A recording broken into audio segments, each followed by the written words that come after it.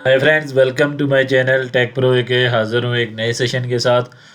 आज का session एनसिबल series का सेशन 23 है, जिसमें हम डिस्कस करेंगे about users groups and authentication management.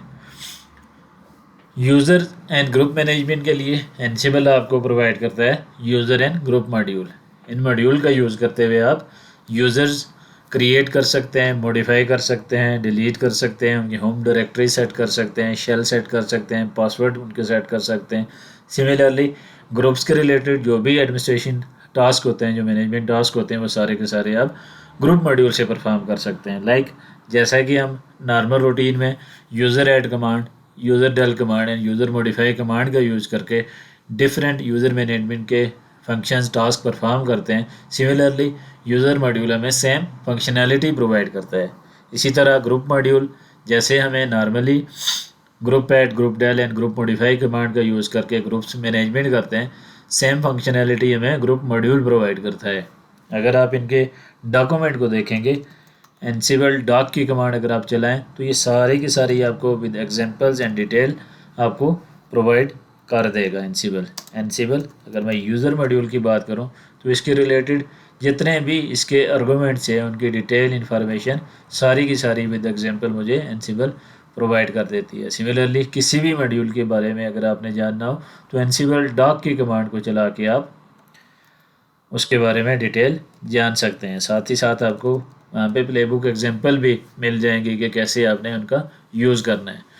सो चलते हैं हम अपने पहले मॉड्यूल की तरफ एंड कुछ यूज़र क्रिएट करके देखते हैं कैसे यूज़र मॉड्यूल से हम यूज़र क्रिएट कर सकते हैं, कैसे हम उनको डिलीट कर सकते हैं, मॉडिफाई कर सकते हैं। V I user dot Y M L के नाम से मैं एक प्लेबुक, सिंपल सी प्लेबुक राइट कर लेता हूँ। इंसर्ट करेंगे name of the play user management के नाम से हम इसका नाम रख लेते हैं। आफ्टर दैट होस्ट्स, कौन सी होस्ट पे रन करना है तो मैं होस्ट रख लेता हूँ यहाँ पे web servers, tasks, name of the task, create user module, user module होगा एंड आफ्टर दैट इसके आर्गूमेंट्स में यूज़र का आपने नेम प्रोवाइड करना है। सपोज मैं यूज़र का नेम प्रोवाइड कर लेता हूँ वेब यूज़र के नाम से एंड शेल इसका डिफाइन कर लेता हूँ विद बैश। तो ये एक यूज़र है जो वेब यूज़र के नाम से होगा एंड शेल उसका विद बैश होगा। सिंपल सी एक प्लेबुक एग्जांपल है यूज़र मॉड्यूल की। Ansible playbook hyphen hyphen syntax hyphen check user dot Y M L, इसका सिंटैक्स चेक करेंगे। सिंटैक्स ओके, प्लेबुक को हम करते हैं एग्जीक्यूट, रन करते हैं, इसको प्ले करते हैं। हमारे पास ये जो 192 मेरे पास होस्ट है, जिसकी एंट्री मैंने इन्वेंट्री फाइल में वेब सर्वर्स के नाम से कर रखी है, इस पर एक यूज़र वेब यूज़र के नाम से क्रिएट हो जाएगा। अभी अगर मैं यहाँ पे आईडी वेब यूज़र करूँ तो मेरे पास ये यूज़र क्रिएट हो चुका है। अगर इसका पासवर्ड की मैं स्टेटस चेक करूँ, पास wd-s वेब यूज़र, तो मेरे पास इसका पासवर्ड अभी क्या आ रहा है, एल के लॉक। ये पासवर्ड अभी मैंने इसका जनरेट नहीं किया। इसी यूज़र को अगर मैंने डिलीट करना है तो प्लेबुक को मॉडिफाई कर लेते हैं। यहाँ पे एक यूज़ होती है एक टर्म स्टेट, एक डायरेक्टिव का यूज़ करते हैं हम।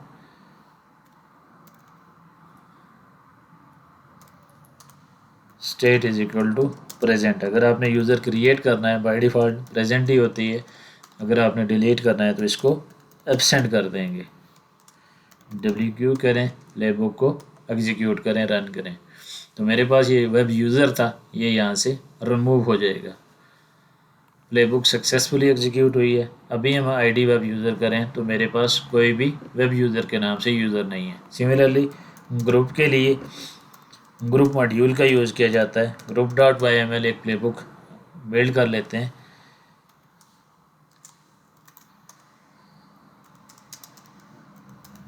User dot Y M L को मूव कर लेते हैं हम ग्रुप डॉट YML में।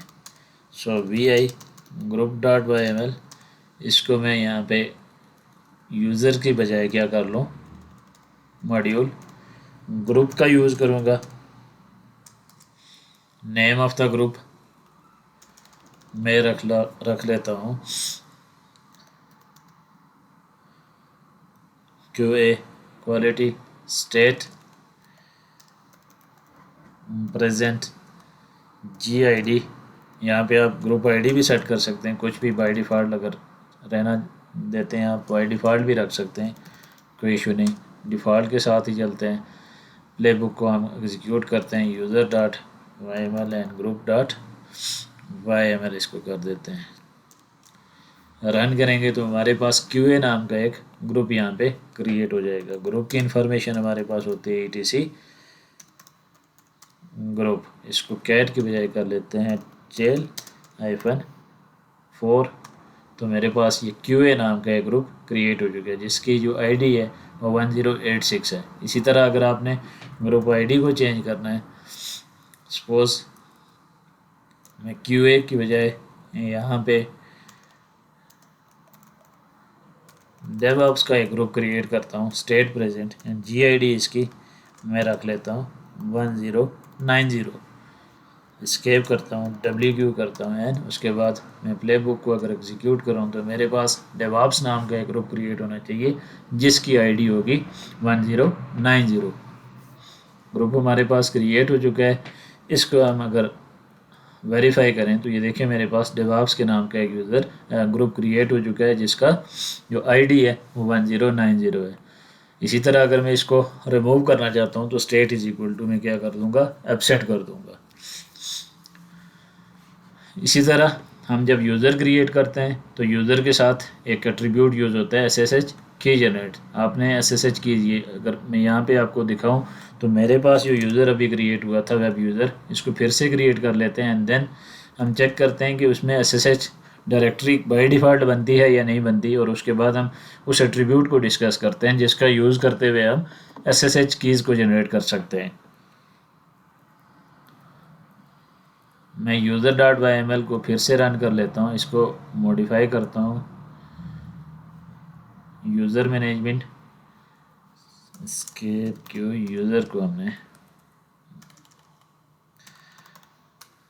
तो यहाँ पे स्टेट इज इक्वल टू कर लेते हैं प्रेजेंट ग्रुप्स, हम इसके रख लेते हैं QA। हमने एक ग्रुप बनाया था। दो हमारे पास एट्रीब्यूट होती हैं, एक होता है ग्रुप्स, एक होता है ग्रुप। आपने अगर प्राइमरी ग्रुप सेट करना है उसका तो ग्रुप का एट्रीब्यूट यूज़ करेंगे। सेकेंडरी ग्रुप अगर आप सेट करना चाह रहे हैं तो ग्रुप्स की कमांड को एट्रीब्यूट को यूज़ करेंगे। कोई भी यूज़र एक प्राइमरी ग्रुप का मेंबर हो सकते हैं, जबकि मल्टीपल सेकेंडरी ग्रुप का मेंबर हो सकते हैं। QA and DevOps।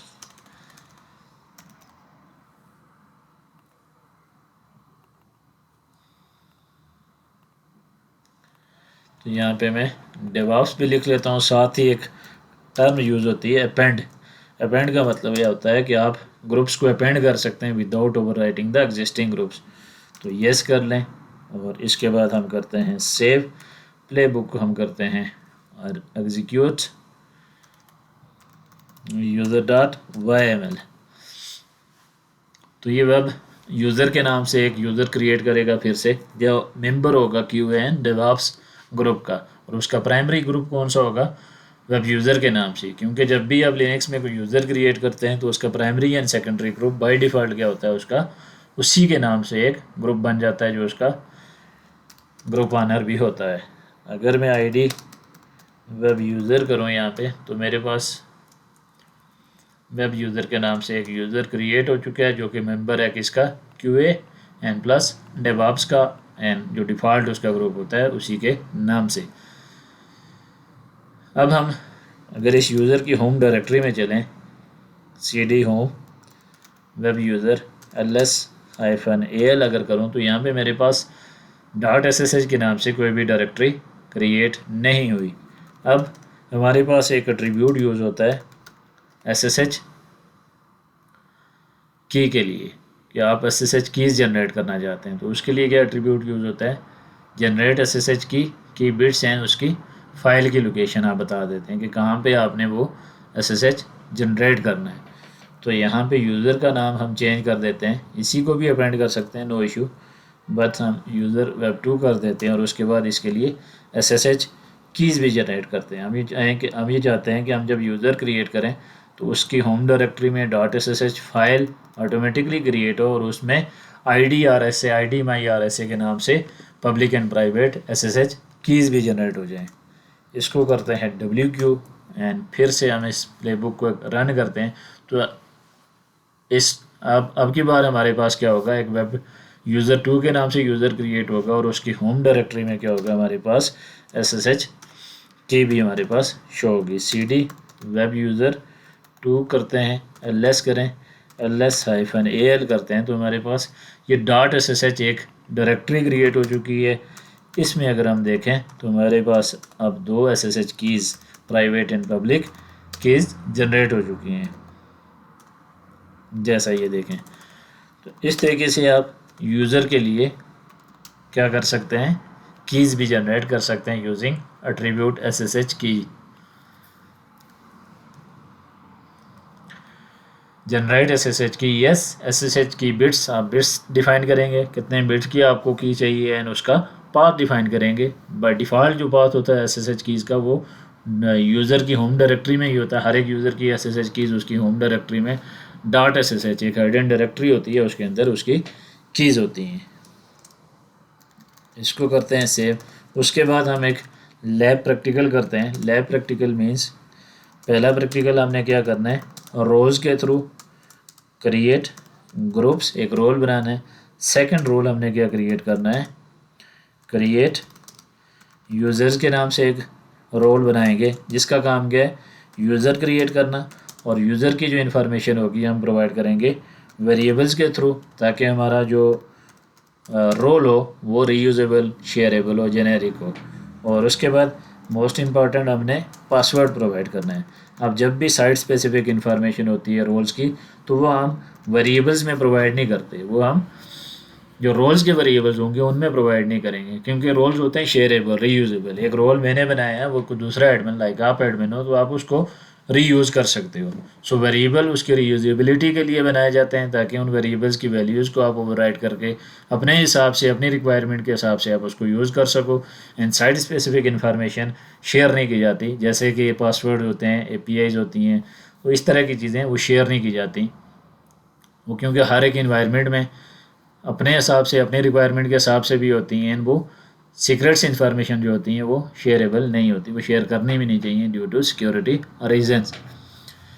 एंड चलते हैं हम एक, ये दोनों रोल्स बनाते हैं, हम देखेंगे। अब पासवर्ड मैंने बात की कि पासवर्ड आप वेरिएबल्स के थ्रू नहीं प्रोवाइड कर सकते, तो रोल्स के सेक्शन में हमने डिफाइन किया था सेशन में कि हम जब भी साइट स्पेसिफिक इन्फॉर्मेशन प्रोवाइड करते हैं तो इंस्टेड ऑफ वेरिएबल्स हम ग्रुप वार्स का, होस्ट वेरिएबल्स का या इनलाइन पैरामीटर का यूज़ कर लेते हैं, एनसिबल वर्ड्स का यूज़ करते हैं, ताकि वो जो साइट स्पेसिफिक इन्फॉर्मेशन है, जो सीक्रेट इन्फॉर्मेशन है, वो रोल के साथ शेयरेबल ना हो।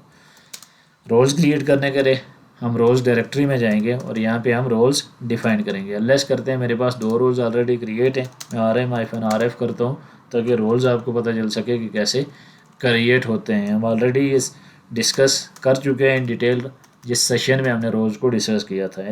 हम फिर से भी रोल्स बना लेते हैं। एनसिबल गैलेक्सी की कमांड यूज़ होती है इनिट इनिशियलाइजेशन के लिए, क्रिएट अंडरस्कोर यूज़र्स, एक रोल इनिशिएट कर लेते हैं, और उसके बाद क्रिएट अंडरस्कोर ग्रुप्स के नाम से एक सेकंड रोल हम क्रिएट कर लेते हैं। जब भी हम रोल क्रिएट करते हैं तो हमारे पास एक डायरेक्टरी स्ट्रक्चर ऑटोमेटिकली क्रिएट हो जाता है। क्रिएट ग्रुप्स में अगर मैं जाऊं तो यहाँ पे मेरे पास ls देख करके देखें आप, तो आपके पास डिफरेंट डायरेक्टरी, एक डायरेक्टरी स्ट्रक्चर बन गया डिफरेंट पर्पज़ के लिए। डिफ़ॉल्ट में हम लो प्रेसिडेंस वेरिएबल डिफाइन करते हैं, जिनको अगर आप अपने लाइक में रोल शेयर कर रहा हूँ और आप रोल को यूज़ कर रहे हो, तो अगर आप उसमें कुछ वैल्यूज़ नहीं देना चाहते, लाइक यूज़र के हिसाब से या ग्रुप के हिसाब से है, तो मैं ग्रुप्स को वैल्यूज़ को और यूज़र की वैल्यूज़ को डिफ़ॉल्ट में डिफाइन कर लूँ। अब सेम यूज़र आप अगर क्रिएट करना चाहते हो तो नो डाउट आप डिफ़ॉल्ट को यूज़ कर सकते हो, उसी रोल को जस्ट मास्टर प्ले बुक में एग्जीक्यूट करोगे जिस भी प्लेबुक में एग्जीक्यूट करोगे, कॉल करोगे, कॉल करने के बाद उसको प्लेबुक एग्जीक्यूट करोगे तो आपका वो रोल डिफ़ॉल्ट वैल्यूज़ के साथ वो एक्शन परफॉर्म कर देगा। अदरवाइज़ आपकी अपनी अगर रिक्वायरमेंट्स हैं तो उसके हिसाब से आप वेरिएबल्स की वैल्यूज़ को चेंज करोगे तो आपकी जो वैल्यूज़ हैं वो चेंज हो जाती हैं। अब डिफ़ॉल्ट्स एंड वार्स ये दो सेक्शन होते हैं जो रोल्स की प्लेबुक्स की रीयूजेबिलिटी को बढ़ाते हैं। डिफ़ॉल्ट्स की प्रेसिडेंस लोएस्ट होती है, वार्स की हायर होती है इनलाइन पैरामीटर, जो कि आपकी मास्टर प्लेबुक जहाँ पे आपने रोल को कॉल किया होता है वहाँ पे जो भी रोल डिफाइन करेंगे वो इन सबको ओवरराइड कर देते हैं। वार्स को नॉर्मली किसी और वेरिएबल के साथ ओवरराइड नहीं किया जाता, ये परमानेंट होते हैं, इनकी प्रेसिडेंस हाई होती है। जस्ट कुछ custom specific variables and inline parameters means master playbook जहाँ पे आप रोल्स को यूज़ कर रहे हो वहाँ पे जो वैल्यूज़ वेरिएबल्स की डिफाइन करोगे वो इनको ओवरराइड कर देती हैं। अदरवाइज़ आप डिफ़ॉल्ट सेक्शन में जो भी वेरिएबल्स डिफाइन करते हैं वो हर एक variables, host variables, group variables, wars और इनलाइन पैरामीटर, सारे के सारे वेरिएबल्स इनको ओवरराइड कर सकते हैं। सो जब रोल को आपने रीयूजेबल बनाना हो, शेयरेबल बनाना हो, तो उस केस में आप डिफ़ॉल्ट सेक्शन में वैल्यूज़ यूज़ करते हैं। सो ग्रुप्स के लिए हम क्या करते हैं, V I defaults main dot Y M L, तो इसमें हम क्या कर देंगे, ग्रुप की इन्फॉर्मेशन प्रोवाइड कर देंगे कि आपने कौन से ग्रुप क्रिएट करना है, इंसर्ट करते हैं और यहाँ पे ग्रुप लिस्ट को हम इसको प्रोवाइड कर देते हैं।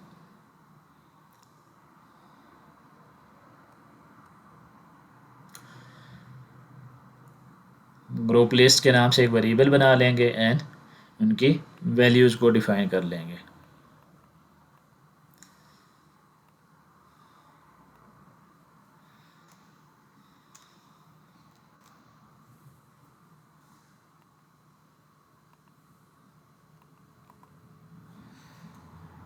ग्रुप लिस्ट एंड देन इसके जो वैल्यूज़ हैं वो प्रॉपर इंडेंटेशन के साथ हम यहाँ पे प्रोवाइड कर देंगे। हम यहाँ पे ग्रुप के नेम चेंज कर देते हैं, QA की जगह पे मैं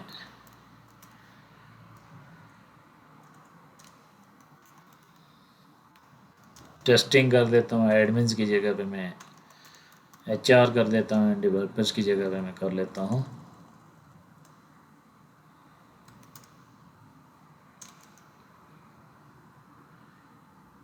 यहाँ पे हम कर लेते हैं टेक प्रो ही कर लेते हैं। ये 3 ग्रुप हैं हम क्रिएट कर रहे हैं, या फिर ऐसे करते हैं कि इनको ऐसे ही रहने देते हैं, जो पहले से मैंने क्रिएट कर रखे हैं उनको डिलीट कर देता हूँ।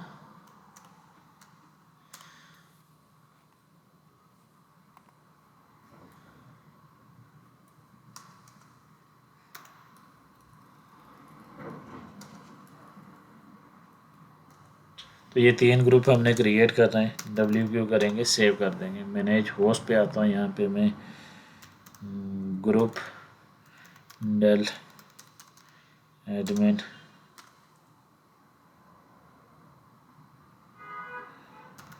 यूज़र डेल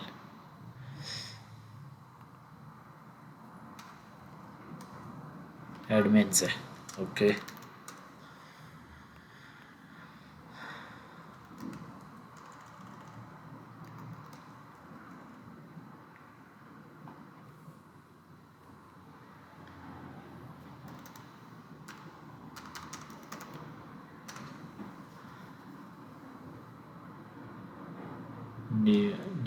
DEVELOPERS डेवलपर्स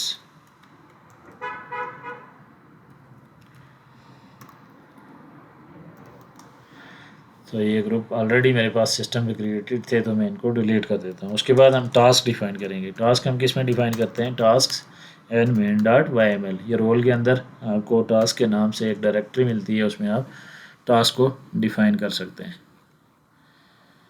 अब इस टास्क में हमने क्या चीज़ मेंशन करनी है, टास्क लिस्ट बनानी है जिसने ये जो ग्रुप हैं वो क्रिएट करने हैं। सो इसको कर लेते हैं इसकी प्रॉपर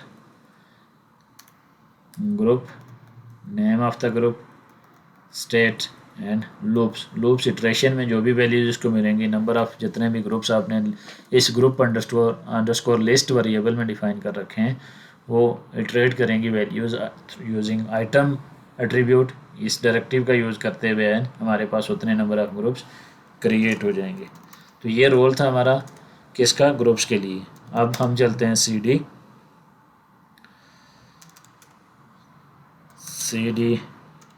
क्रिएट यूज़र्स में हम चलते हैं। तो क्रिएट यूज़र्स में हमने क्या करना है, टास्क वेरिएबल डिफाइन करना है किस चीज़ के लिए, यूज़र क्रिएशन के लिए। एंड साथ ही हमने क्या चीज़ क्रिएट करनी है, टास्क लिस्ट क्रिएट करनी है, जिसका यूज़ करते हुए हम क्या करेंगे, वो टास्क डिफाइन करना है जिनके थ्रू हमने यूज़र क्रिएट करने हैं। तो यूज़र के लिए लिस्ट हम डिफाइन कर लेते हैं, V I defaults main dot Y M L में यहाँ पे लिस्ट प्रोवाइड कर लेते हैं, स्केप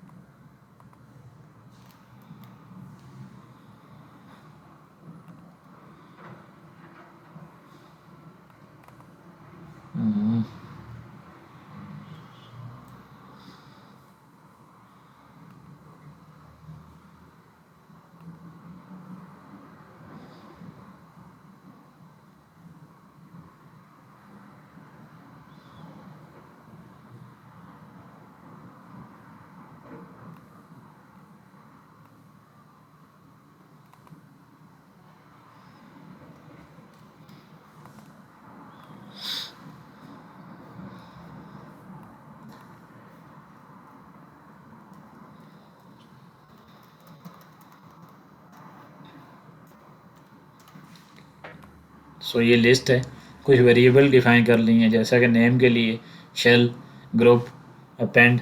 तो ये टास्क मैंने डिफाइन कर ली हैं, हर एक टास्क का एक डिफरेंट पर्पज़ है, उसने क्या काम करना है। यहाँ पे जब यूज़र मॉड्यूल का यूज़ करते हैं तो नेम प्रोवाइड करते हैं, शेल प्रोवाइड, ग्रुप, अपेंड, ये हम डिस्कस कर चुके हैं। क्रिएट होम, पासवर्ड उसको कैसे प्रोवाइड करेंगे, update password, password minimum maximum, SSH keys generate करनी है डिफरेंट। ये यूज़र लिस्ट हमने एक वेरिएबल डिफ़ॉल्ट वाले सेक्शन में बना लेना है और वहाँ पे हमने ये वेरिएबल डिफ़ाइन करना है। So escape Q V I defaults, यहाँ पे हम क्या करेंगे, वेरिएबल्स को डिफ़ाइन करेंगे। सो वेरिएबल डिफ़ाइन करने के लिए हम क्या करेंगे,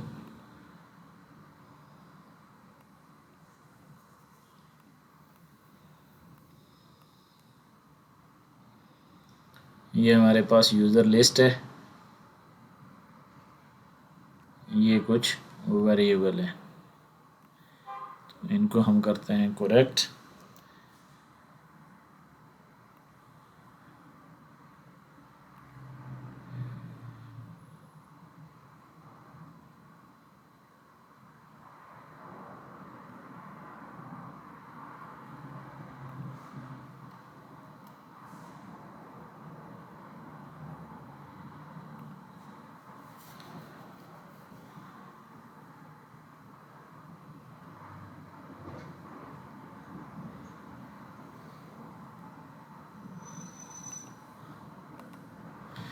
dev1 एंड admin1 के नाम से हम यूज़र क्रिएट करेंगे। ये लिस्ट हमने प्रोवाइड कर ली, इसमें ये वेरिएबल्स की लिस्ट है, यूज़र लिस्ट। इसमें नेम के लिए dev1 ग्रुप, शेल, SSH की बिट्स, SSH की फाइल, दो यूज़र हैं dev1 एंड admin1। तो इनके लिए हमने क्या कर ली, लिस्ट डिफाइन कर ली है। सेव करेंगे, उसके बाद हम क्या करेंगे, टास्क वाले सेक्शन में चलते हैं एंड यूज़र क्रिएशन के लिए जो टास्क हैं वो डिफ़ाइन करेंगे। Task main dot Y M L, यहाँ पर आप करें इंसर्ट एंड आफ्टर दैट हम यहाँ पे वो टास्क लिस्ट प्रोवाइड कर देंगे, जिसका यूज़ करते हुए हमने यूज़र क्रिएट करने हैं।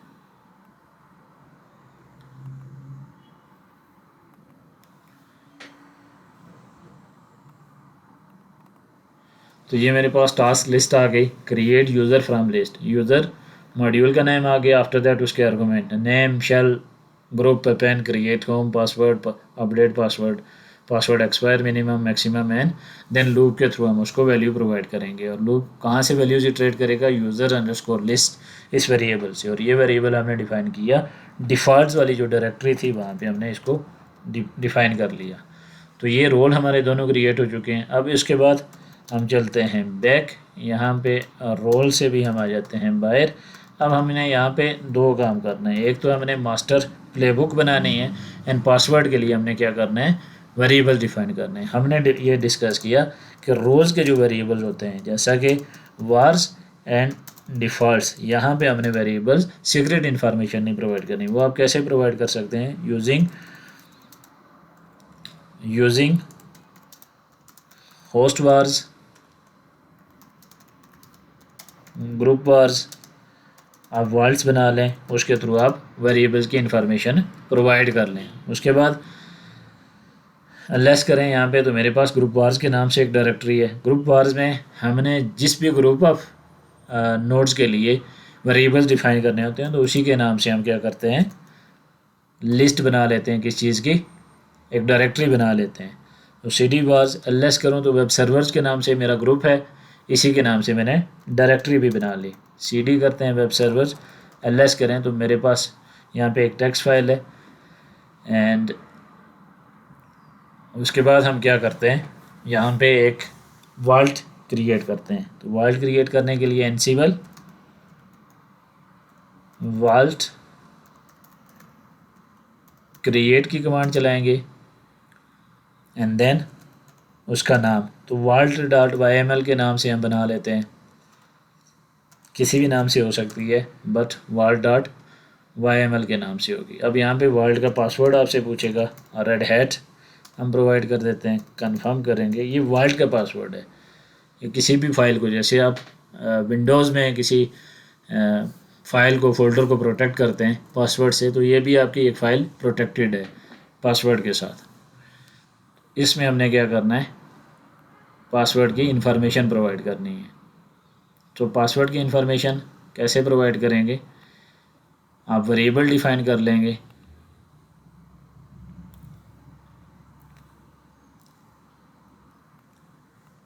एंड उस वेरिएबल में दोनों जो हमारे यूज़र हैं dev1 एंड admin1, उनके लिए वैल्यूज़ हम प्रोवाइड कर देते हैं। इंटर करते हैं, अब इसकी इंडेंटेशन को ओके कर देते हैं, इंसर्ट करेंगे and after that encrypted password generate करने का डिफरेंट मेथड है, वो भी डिस्कस कर लेते हैं हम।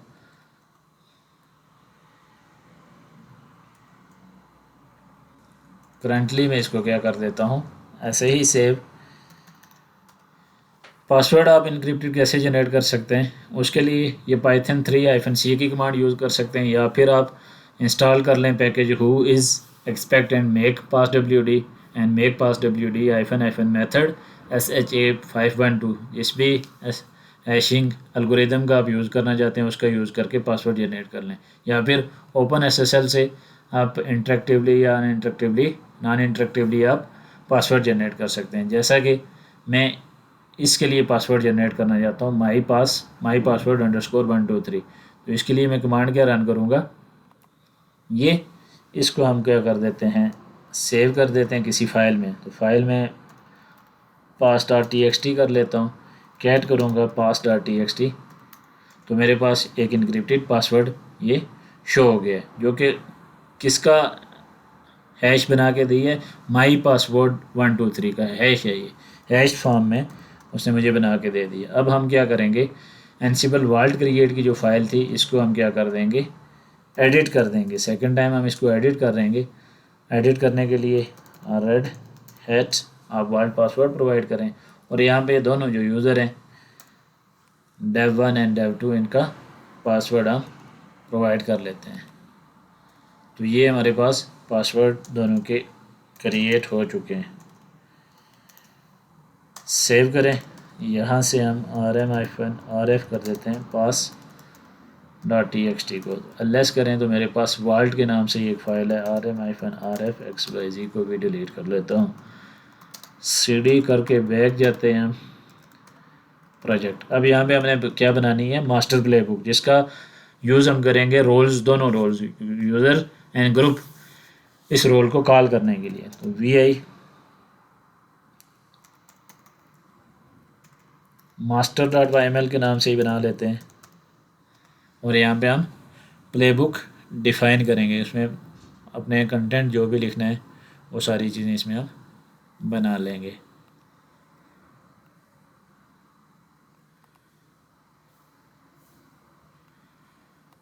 तो कुछ इस तरह से हमारी प्लेबुक दिखेगी। नेम ऑफ द प्ले, उसके बाद वेरिएबल डिफ़ाइन कर लिए। ये वेरिएबल कौन से हैं? Wars underscore file.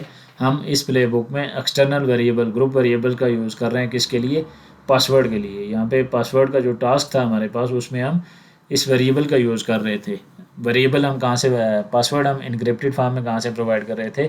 Group wars में हमने एक वर्ल्ड फाइल बनाई थी, इनक्रिप्टेड फाइल बनाई थी और उसके अंदर हमने पासवर्ड डिफ़ाइन किए थे। उसके बाद रोल डिफ़ाइन कर लिए, जिन रोल्स को आपने कॉल करना है। ग्रुप क्रिएट करेगा यूज़र एंड फिर आफ्टर दैट यूज़र का रोल कॉल होगा और उसने यूज़र क्रिएट करना है।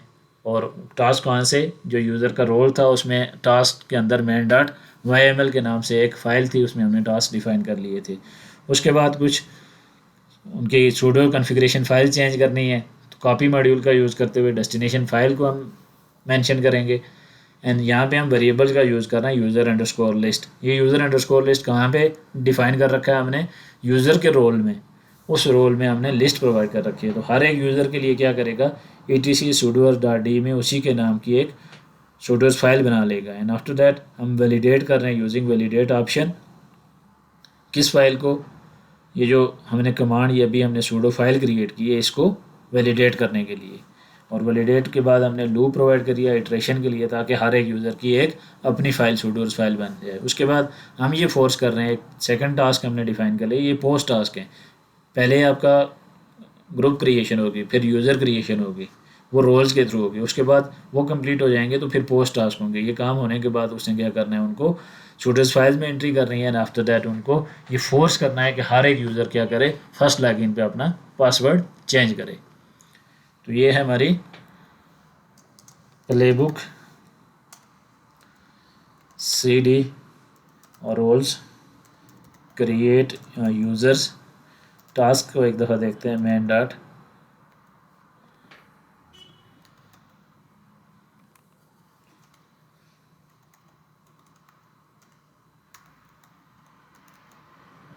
cd कर रहा हूँ तो vi main.yml। तो यहाँ पे देखें पासवर्ड हम किससे प्रोवाइड करना है? User underscore password item dot name.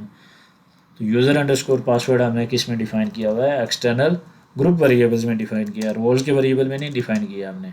Group variables हमारे पास कहाँ पे हैं? ls cd group wars web servers, और यहाँ पे हमने ls करके एक वर्ल्ड फाइल बनाई हुई थी इसमें। तो अभी हम प्लेबुक को क्या करेंगे? सिंटैक्स चेक करेंगे। उससे पहले मैं यहाँ पे जो dev1 यूज़र है उसको डिलीट कर लेता हूँ। User del -r dev1 and admin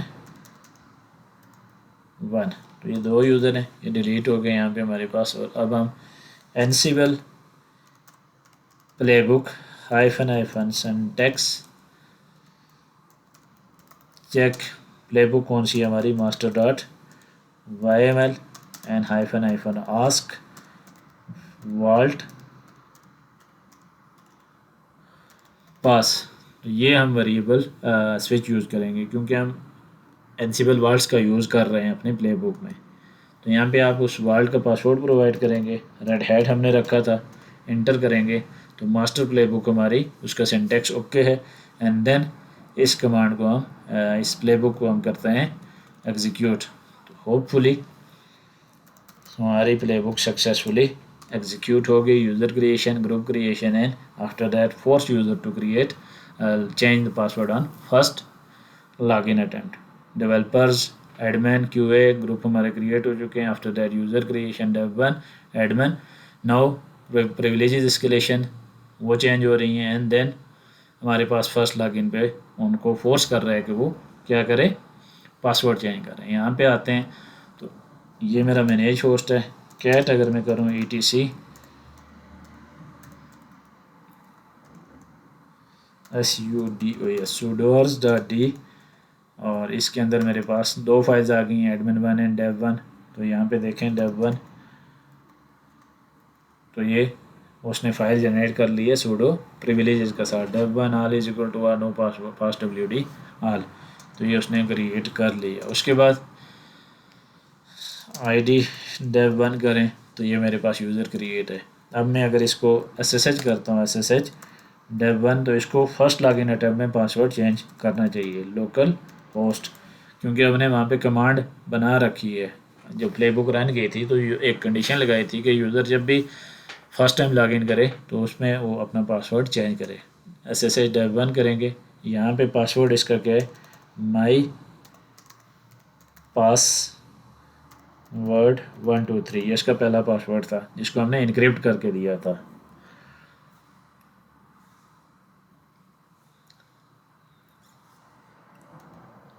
my PASSW0RD123। तो अब ये वो कह रहा है उसको कि आप अपना इमीडिएटली पासवर्ड चेंज करें, क्योंकि हमने प्लेबुक में ये कंडीशन रखी थी कि वो पासवर्ड चेंज करे। तो करंट पासवर्ड वो पूछ रहे हैं, करंट पासवर्ड क्या था, माई पासवर्ड 123। अभी न्यू पासवर्ड पूछेगा, मैं इसको रख लेता हूँ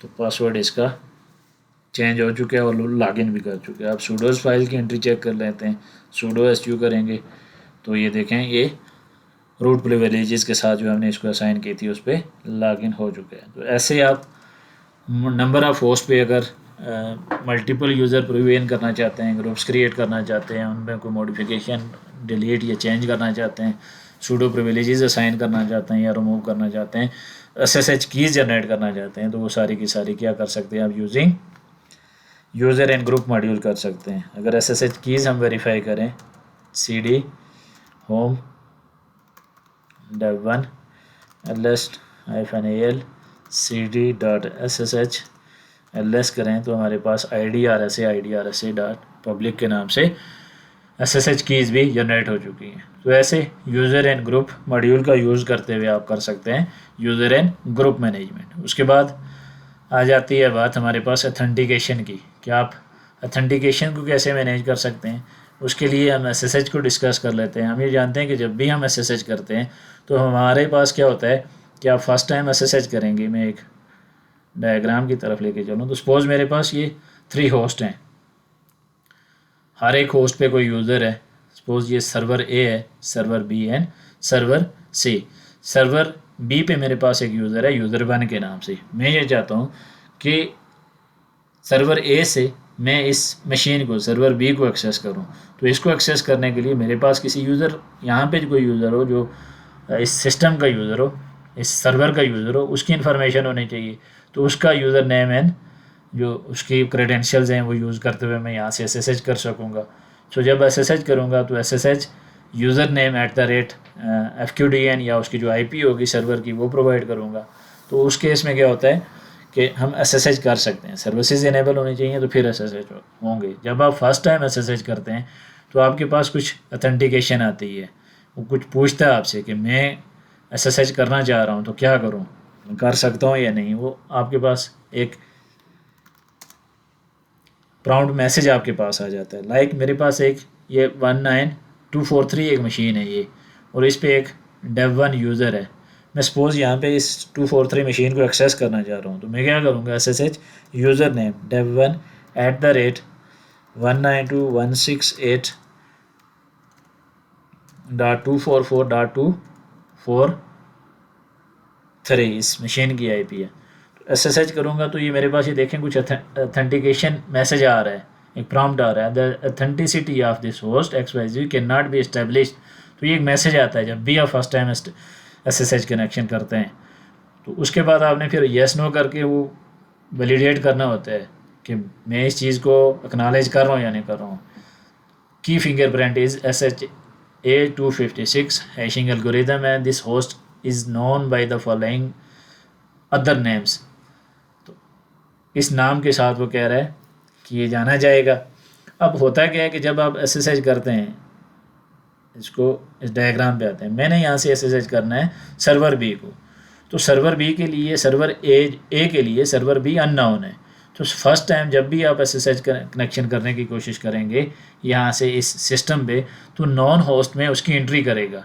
अब नॉन होस्ट फाइल वहाँ पे बन जाएगी। जो भी यूज़र आपके क्लाइंट एंड पे, ये मेरा क्लाइंट एंड है, जहाँ पे आप SSH इनिशिएट करते हैं, वो क्लाइंट जिस मशीन को आप SSH कर रहे हैं वो आपका सर्वर हो गया, वो आपका टारगेट हो गया। सो क्लाइंट एंड पे क्या होगा, जिस भी यूज़र से आप लॉगिन हैं उसकी होम डायरेक्टरी में .ssid के नाम से एक फ़ाइल होगी, उस डायरेक्टरी होगी, उस डायरेक्टरी में नॉन होस्ट की फ़ाइल बन जाएगी। अब नॉन होस्ट की फ़ाइल किस लिए बनती है? The known host file is an SSH security file that store SSH host keys of a remote server that a machine trust. So जब हमने फर्स्ट टाइम इसको SSH करने की कोशिश की तो इसके लिए ये अननोन थी ये मशीन, ये सर्वर 243 जो था वो इस 190 वाली जो मेरे पास वर्चुअल मशीन है इसके लिए अननोन है। तो इसको वो नॉन होस्ट में ऐड करेगी। अगर आप यस करेंगे उसके बाद आपसे क्रेडेंशियल पूछेगी, और क्रेडेंशियल पूछने के बाद वो इसको नॉन होस्ट की लिस्ट में ऐड कर देगी, ताकि कोई man in the middle attacks जो होते हैं ड्यूरिंग SSH कनेक्शन वो ना हो सकें। यहाँ पे होस्ट कीज़ का एक्सचेंज हो जाता है। इसकी लिस्ट में ये आ जाता है कि इसके पास एक होस्ट की थी, वो जो जब भी नेक्स्ट टाइम वो उसको SSH करने की कोशिश करेगा तो वो उससे वैलिडेशन होगी, ऑथेंटिसिटी वहाँ से चेक की जाएगी। तो ऑथेंटिकेशन SSH कनेक्शन के लिए ऐसे बनाई जाती है। अब सपोज मैं यहाँ पे करंटली मैं इसको वो कर देता हूँ, एक और चीज़ डिस्कस करते हैं। CD किया और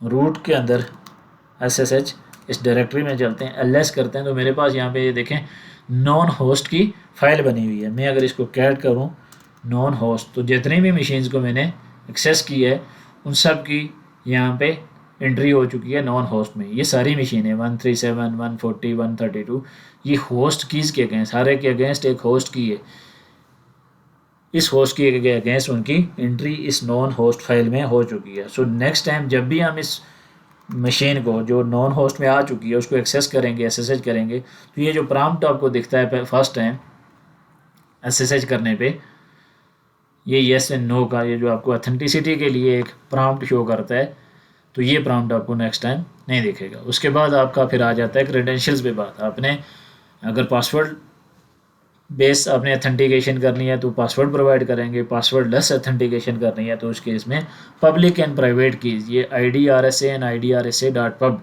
इन कीज़ का यूज़ किया जाता है। प्राइवेट की आपके क्लाइंट एंड पे होती है, जबकि पब्लिक की आपकी शेयर की जाती है किसके साथ, आपके सर्वर एंड पे। यही की आपकी अथोराइज कीज़ में कॉपी हो जाएगी। सेम इसका जो कंटेंट होगा एग्जैक्ट इस नाम से नहीं होगी बल्कि अथोराइज के नाम से होगी, तो उसमें कॉपी हो जाएगी। एक सर्वर, एक क्लाइंट से जब आप दूसरे सर्वर को टारगेट करते हैं, SSH करते हैं, तो उस केस में फिर पासवर्ड लेस ऑथेंटिकेशन के लिए ये देखा जाता है कि IDRSA.pub में जो कीज़ हैं, जो कंटेंट है, वो आपकी अथोराइज कीज़ एक फ़ाइल बन जाती है, वहाँ पे उसके साथ मैच कर रहा है या नहीं कर रहा। अगर मैं CD करूँ, ये मेरे पास मैनेज होस्ट है कोई,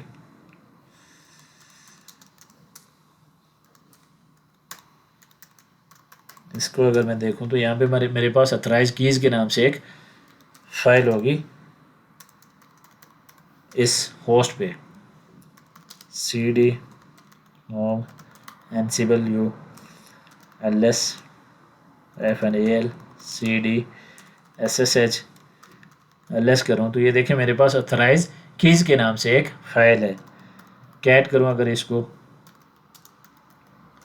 तो ये मेरे पास एक होस्ट की आ गई है। यही की मेरे पास कहाँ पे होगी, यहाँ पे अगर आप देखें ये मेरा कंट्रोल नोड है, इसके होम डायरेक्टरी में एनसिबल यूज़र के पास चलते हैं, ls करते हैं cd.ssh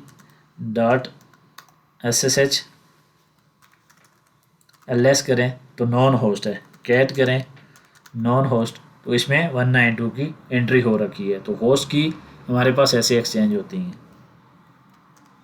और ऐसे ऑथेंटिकेशन होती है ड्यूरिंग SSH। फर्स्ट टाइम आप लॉगिन करेंगे तो एक नॉन होस्ट वो आपको एक प्रॉम्प्ट देगा अथेंटिसिटी के लिए, आप यस कर देंगे, आफ्टर दैट क्रेडेंशियल प्रोवाइड करेंगे, नॉन होस्ट में उसकी एंट्री हो जाएगी। नेक्स्ट टाइम जब भी आप SSH करेंगे तो आपको वो प्रॉम्प्ट नहीं पूछेगा, वो नहीं पूछेगा कि अथेंटिसिटी, उसके पास ऑलरेडी होस्ट की एक्सचेंज हो चुकी है, उसके पास आ चुकी है, उसको पता है कि ये मेरे नॉन होस्ट में ये लीगल होस्ट है, नॉन होस्ट है, तो उसको वो प्रॉम्प्ट वहाँ पे प्रोवाइड नहीं करेगी। उसके बाद आ जाती है अथेंटिकेशन मेथड। अथेंटिकेशन मेथड में या तो फिर आप पासवर्ड प्रोवाइड कर सकते हैं या फिर आप पासवर्ड ऐसे अथेंटिकेशन के लिए प्राइवेट एंड पब्लिक कीज़ का यूज़ करते हैं। प्राइवेट एंड पब्लिक कीज़ कैसे होती हैं मैंने आपको ऑलरेडी दिखाई भी हैं, IDRSA एंड IDRSA.pub किसी के नाम से भी होती हैं। बाय डिफ़ॉल्ट उसकी लोकेशन रूट के अंदर इसी नाम से आती है। जब भी आप की जनरेट करते हैं तो वो इस नाम से आपके पास आएगी। सो जो पब्लिक की होती है उसका जो कंटेंट होता है सेम कॉपी हो जाता है आपके जो सर्वर है जिसको आप SSH कर रहे हैं उसके अथोराइज फाइल में। सो जब भी आप SSH करने की कोशिश करते हैं, कनेक्शन बिल्ड करते हैं, तो आपकी पब्लिक की, प्राइवेट की एंड सेकेंड एंड पे आपके जो अथोराइज कीज़ हैं वो देखी जाती हैं। वो अगर मैच कर रही हैं तो आपका SSH कनेक्शन बिल्ड हो जाता है। इसी तरह नॉन होस्ट मॉड्यूल का यूज़ किया जाता है। अब नॉन होस्ट मॉड्यूल हम यूज़ क्यों करते हैं? मेरे पास सपोज़ ये एक इंफ्रास्ट्रक्चर है और इसमें मेरे पास सपोज़ के 50 मेरे पास मैनेज होस्ट हैं। ये होस्ट 1 है, होस्ट 2 है, host 3 and so on host 50। अब मैं ये चाहता हूँ कि ये सारे होस्ट आपस में क्या कर सकें, SSH कर सकें, कम्युनिकेट कर सकें।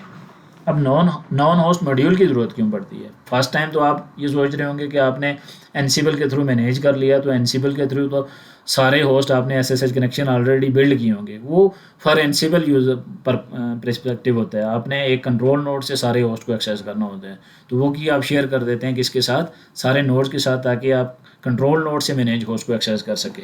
बट ये भी सिचुएशन हो सकती है कि आपके पास ये होस्ट 2 है एंड ये होस्ट 50 है सपोज, तो इसने इसके साथ कम्युनिकेट करना है, SSH करना है, तो उस केस में आप नॉन होस्ट की फाइल को बनाएंगे। सपोज आप कुछ ऑटोमेशन टास्क ऐसा चला रहे हैं, उसने बैकअप लेने हैं, कुछ स्क्रिप्ट चलाना है जिसको SSH की ज़रूरत है, तो ऑटोमेशन टास्क तो by default non host first time entry के लिए यस नहीं प्रेस कर सकते ना, तो उसके लिए आप मैनुअल एंट्रीज करनी होते हैं।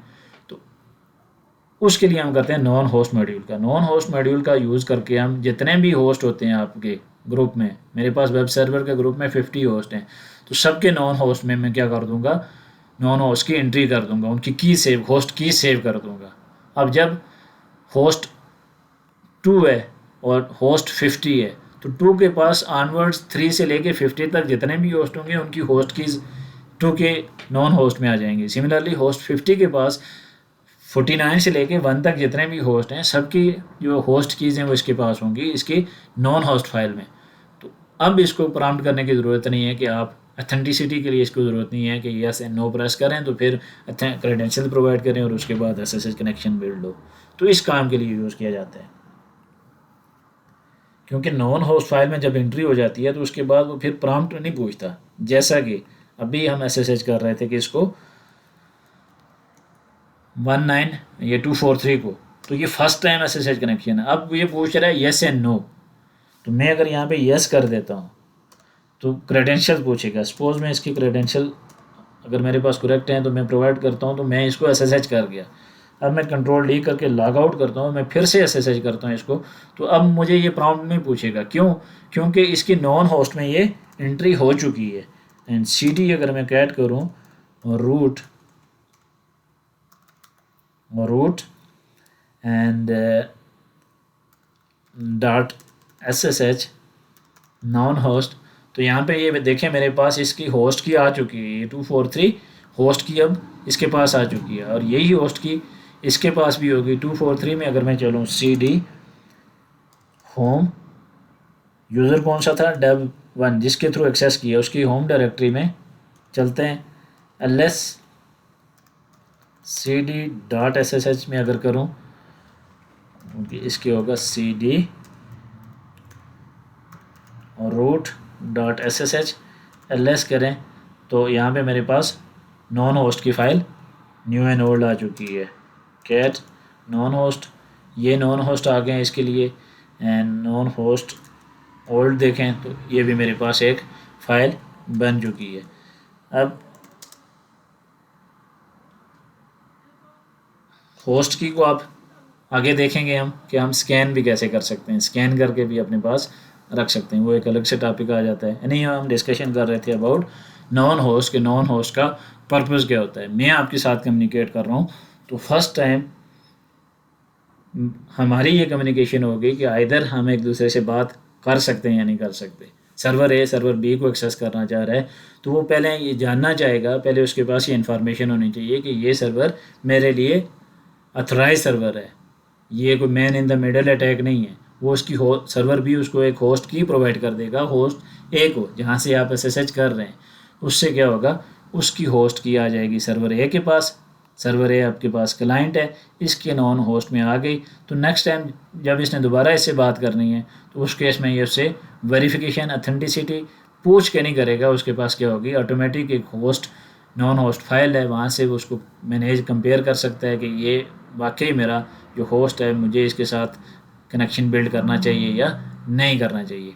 तो ऐसे अथेंटिसिटी वेरीफाई हो जाती है। और नॉन होस्ट मॉड्यूल का हमने डिस्कस किया, वो किस लिए यूज़ होता है कि आप इंफ्रा को मैनेज कर रहे हैं, जहाँ पे आप ये चाहते हैं कि हर एक होस्ट दूसरे होस्ट के साथ कम्युनिकेट कर सके। कुछ ऐसा सिनेरियो हो सकता है कि आप कुछ स्क्रिप्ट चला रहे हैं जिनको एसएसएच की ज़रूरत है, बैकअप्स ले रहे हैं, कुछ भी ऐसा टास्क कर रहे हैं, तो उस केस में आप नॉन होस्ट फाइल को मैनेज कर सकते हैं फ्रॉम कंट्रोल नोड पे बैठे हैं, सब के सब जितने नॉन होस्ट हैं सबके जो नॉन होस्ट फाइल है उसको क्रिएट कर लें, उसको अपडेट कर लें। सपोज़ मेरे पास 50 थे, मेरे पास 10 और होस्ट ऐड हो गए, उस केस में उसी प्ले बुक को मैं रन करूँगा फिर से। तो होस्ट 1 से लेके होस्ट 50-60 तक जितने भी होस्ट होंगे सबके पास एक दूसरे की होस्ट कीज़ नॉन होस्ट में आ जाएंगी। तो हर एक होस्ट 1 अगर होस्ट 50 को प्रॉम्प्ट करता है, एसएसएच करता है, कनेक्शन रिक्वेस्ट भेजता है, तो वो उसको अथेंटिसिटी के लिए नॉन होस्ट फाइल को देखेगा, ना कि उससे प्रॉम्प्ट करके पूछेगा कि येस एंड नो आप प्रेस करें। तो इस पर्पज़ के लिए नॉन होस्ट का यूज़ किया जाता है। अब नॉन होस्ट फाइलें क्या होती हैं, यूज़र स्पेसिफिक भी होती हैं, सिस्टम वाइड भी होती हैं, ऑटोमेटिकली क्रिएट हो जाती है जब भी आप फर्स्ट टाइम लॉगिन करते हैं। अब नॉन होस्ट मॉड्यूल क्यों यूज़ करते हैं ये हमने डिस्कस कर लिया कि हमारे पास 50 होस्ट हैं और हर एक होस्ट दूसरे से कम्युनिकेट करना चाह रहा है। कुछ ऐसे आप टास्क परफॉर्म कर रहे हैं जैसे बैकअप्स जॉब्स रन कर रहे हैं, क्लस्टर नोड्स को एसएसएच कर रहे हैं, एक दूसरे को स्क्रिप्ट चला रहे हैं, क्रॉन जॉब चला रहे हैं दैट यूजेज एसएसएच। तो हर टाइम उसको यस करने की या प्रॉम्प्ट करने की ज़रूरत ना पड़े, बल्कि वो ऑलरेडी आपने उसको बता रखा हो कि ये होस्ट आपके अथेंटिकेटेड होस्ट हैं। आप इस नॉन होस्ट फाइल में इसको चेक कर सकते हैं, वेरीफाई कर सकते हैं, और आफ्टर दैट आप एसएसएच कनेक्शन बिल्ड कर सकते हैं। फिर कनेक्शन मेथड अलग से आ जाता है कि आपने पासवर्ड लेस ऑथेंटिकेशन करनी है या पासवर्ड बेस्ड ऑथेंटिकेशन करनी है। तो उसके लिए आप फिर प्राइवेट एंड पब्लिक कीज़ का एक्सचेंज करते हैं, हम कीज़ जनरेट करते हैं,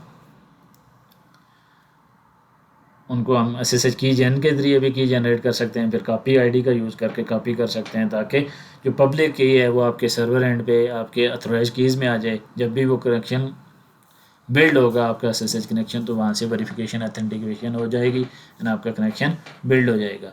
so what non host module actually does, add a host की, रिमूव अ होस्ट की बनाने के काम, रिमूव करने के काम, या फिर manage trust relation at scales. आप स्केल्स यानी कि आप नंबर ऑफ होस्ट पे आप ट्रस्ट रिलेशंस बनाना चाहते हैं तो उस केस में नॉन होस्ट मॉड्यूल यूज़ कर सकते हैं।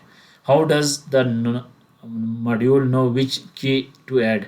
अब मॉड्यूल को कैसे पता कि मैंने कौन सी की ऐड करनी है, तो उसके लिए फिर आप की का पाथ प्रोवाइड कर देते हैं, उसके लिए लुकअप एट्रीब्यूट का यूज़ करते हैं और उस पाथ से उसने कीज़ को क्या करना होता है, कॉपी करना होता है। ज़ाहिर आप कंट्रोल नोड से कीज़ को भेज रहे हैं तो हर एक कंट्रोल होस्ट की जो मैनेज होस्ट है, ये मेरे पास कंट्रोल नोड है एंड ये मेरे पास मैनेज होस्ट है, तो इसको कैसे पता कि इसकी होस्ट की कौन सी है। तो आप क्या करेंगे, या तो मैनुअली फ़ाइल यहाँ पे बना लें, इसकी होस्ट की स्कैन करने के बाद फ़ाइल बना लें, यहाँ पे उसमें एंट्री कर लें, या फिर डायनेमिकली आप असाइन कर दें इन्वेंट्री के हिसाब से एक लुकअप बना लें कि वो लुकअप आपकी इन्वेंट्री में जितने होस्ट ऐड हो रहे हैं उन पे लुकअप चले, उनकी कीज़ को स्कैन करे और किसी एक फ़ाइल में प्रोवाइड कर ले, और उस फाइल को आप उस प्ले बुक में यूज़ करें जिसने यहाँ पे host files non host files update करनी है। तो ऐसे भी आप कर सकते हैं। उसके बाद आ जाता है एग्जाम्पल। एग्जाम्पल हम देख लेते हैं कि कैसे हम नॉन होस्ट मॉड्यूल का यूज़ कर सकते हैं।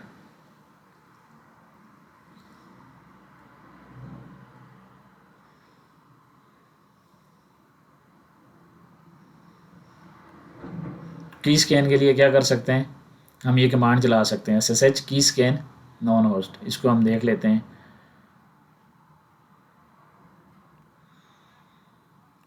सपोज मैं एक फ़ाइल बना लेता हूँ mkdir माई कीज़ के नाम से एक फ़ाइल बना लेता हूँ, डायरेक्टरी बना लेता हूँ cd माई कीज़। एल करूँ तो कुछ भी नहीं है। SSH यहाँ पे मैं होस्ट स्कैन करता हूँ IDRS से T एंड होस्ट है 192.168.244.243। इस होस्ट को अगर सपोज मैंने स्कैन करना है, इसको मैं फायर यहाँ पे स्कैन करूँ तो मेरे पास एल करूँ, किसी फाइल में बना लेते हैं इसका फाइल में, तो यहाँ को इसकी को आप किसी फाइल में रीडायरेक्ट भी कर सकते हैं। फाइल में रीडायरेक्ट करने के लिए हम हाइफन किसका स्विच यूज़ करेंगे, एफ का आई बिलीव कि स्विच यूज़ किया जाता है।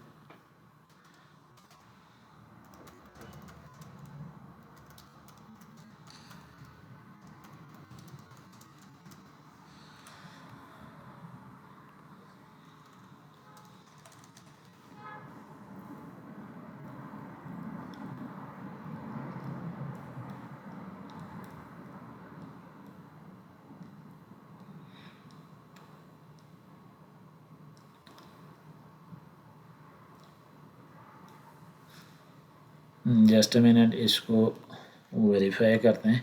की स्कैन का तो ये हमारे पास आ गया SSH की स्कैन। इसको मैं सपोज करूँ k2.txt में देख लूँ तो ये मेरे पास उस फाइल में आ जाएगा कैट k2.txt। तो ये मेरे पास की स्कैन होके इस फाइल के अंदर आ गई है k2.txt में। सिमिलरली ये इसी तरह हर एक होस्ट को मैं स्कैन करके तो यहाँ पे फाइल बना लूँ और उस फाइल को प्लेबुक में यूज़ करूँ जिसने कीज़ को कॉपी करना है मेरे मैनेज होस्ट पे, क्योंकि मैंने हर एक होस्ट की जो होस्ट की है वो कॉपी करनी है हर दूसरे होस्ट की नॉन होस्ट फाइल में। तो उस केस में मैं इसको यूज़ कर सकता हूँ। या फिर डायनेमिकली प्लेबुक में एक ऐसा एट्रीब्यूट यूज़ कर लें जो कि आपकी इन्वेंट्री के हिसाब से या होस्ट के हिसाब से कीज़ को स्कैन भी करे और नॉन होस्ट में हर एक की नॉन होस्ट में उसको कॉपी भी करता जाए। तो ऐसे भी हम कर सकते हैं। तो दोनों एग्जांपल हम देख लेते हैं।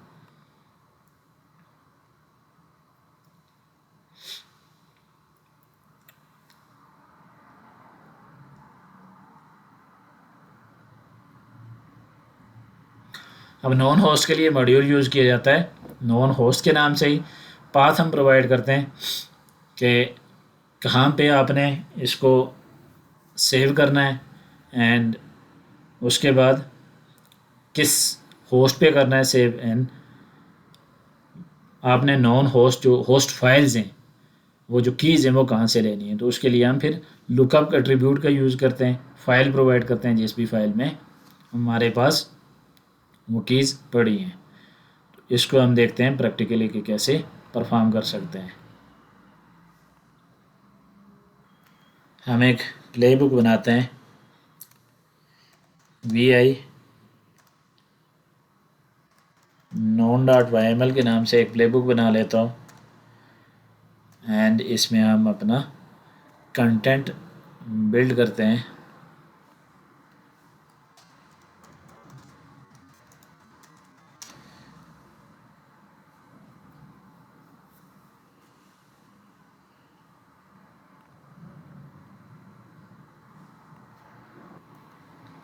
ये है हमारी प्ले बुक।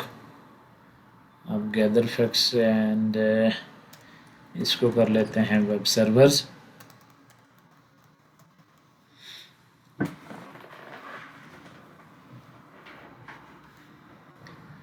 अब इस लुकअप एट्रीब्यूट का यूज़ करेंगे फाइल पब कीज़ के नाम से एक फ़ाइल है जिसमें हमने की स्कैन कर रखी होगी किसके लिए, 192 के लिए। 192 की स्कैन कर लेंगे तो उस केस में हम इसको यूज़ कर सकते हैं। स्केप करते हैं, WQ करते हैं। अब की हमने पब की में बनानी है तो की बनाने के लिए क्या करेंगे, कमांड रन करेंगे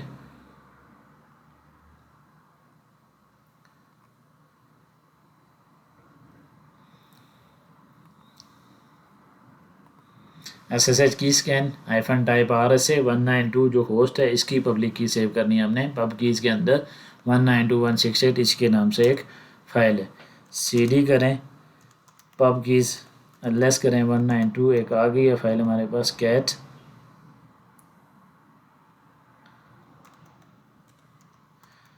तो मेरे पास 192.192 एक इसकी होस्ट की हमारे पास आ चुकी है, उसको इसने स्कैन कर दिया। अब मैं बैक जाऊं एंड VI नॉन होस्ट करूं non.yml, तो इसने क्या करना है इस पब की के अंदर इसकी जो होस्ट फाइल पड़ी हुई है इसको कॉपी कर लेना है etc SSH नॉन होस्ट जो फाइल है वहाँ पे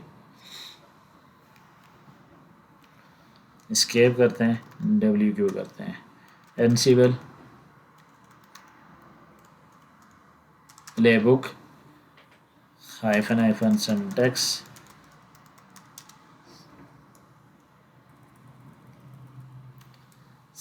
चेक non.yml को हम सिंटैक्स चेक कर लेते हैं। आई बिलीव कि ठीक होगा इसका सिंटैक्स ओके है।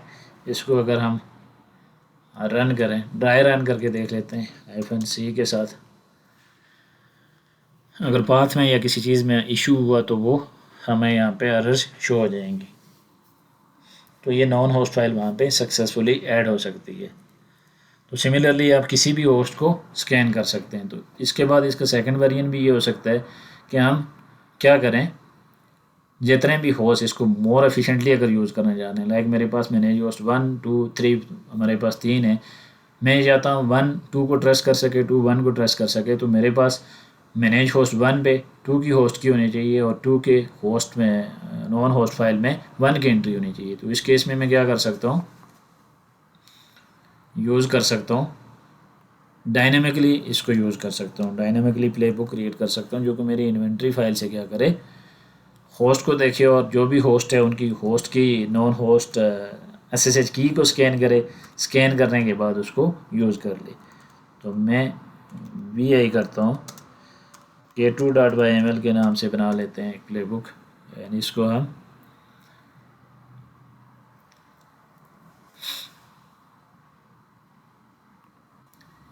ऐसे भी बिल्ड कर सकते हैं। अब इसका फ़ायदा क्या होगा 192 की होस्ट फाइल कापी होगी इस पे 194 की कापी होगी, दोनों की होस्ट जो कीज़ हैं वो उनकी अथराइज जो नॉन होस्ट फाइल है उसमें कापी हो जाएंगी। तो लूप वेरिएबल का यूज़ करके आप इसको यूज़ कर सकते हैं। इसको भी हम ड्राई रन करेंगे, इसके बाद एक और वेरिएंट देखेंगे डायनामिकली हम कैसे इसको यूज़ कर सकते हैं मोर एफिशिएंटली।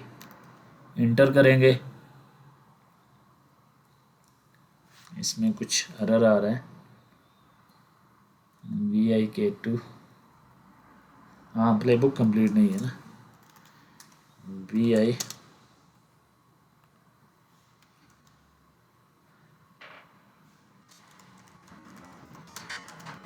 हमने जस्ट टास्क लिस्ट लिखी थी, प्लेबुक कंप्लीट करनी है।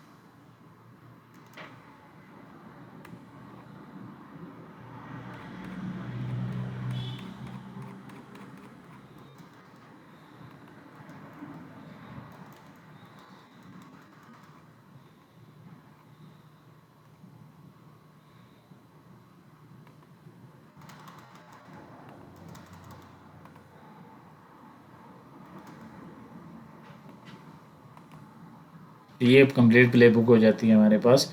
वेब सर्विस वालों को मेंशन कर देते हैं, उसके बाद हम इसको क्या करेंगे सेव करेंगे एंड ड्राई रन करते हैं। तो मेरे पास क्या होगा कि 192 होस्ट है उसकी भी जो होस्ट की है वो 194 में कापी हो जाएगी, 194 की 192 में कापी हो जाएगी। तो दोनों के पास कंप्लीट इन्फॉर्मेशन आ जाती है। सो दोनों होस्ट एक दूसरे को ऑथेंटिकेट कर सकते हैं, दोनों पे ट्रस्ट रिलेशन हमारा बन जाता है। ये देखें 192 एंड 194 पे कुछ की का वो दे रहा है एरर, एनी हाउ सप्लाइड की फील्ड्स।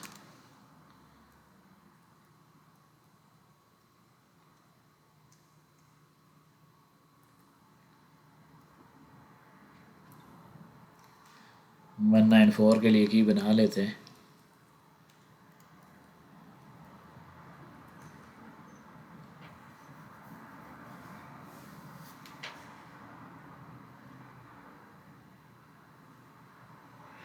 सो ऐसे आप हर एक मैनेज होस्ट पे ट्रस्ट रिलेशन क्रिएट कर सकें।